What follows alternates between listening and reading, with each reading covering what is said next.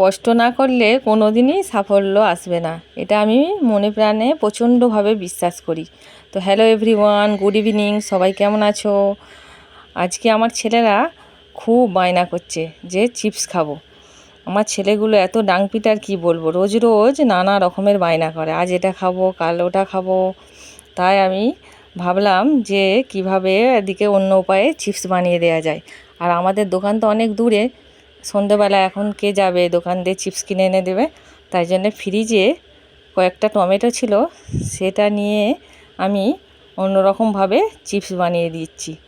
সেই জন্য দেখো, সেই টমেটোটাকে আগে মিক্সিতে ভালো করে জুস বার করে সেটাকে আমি আটার সঙ্গে মিশিয়ে ভালো করে বেলনার সাহায্যে বেলে, রুটির আকারে বেলে সেটাকে কাটিং করে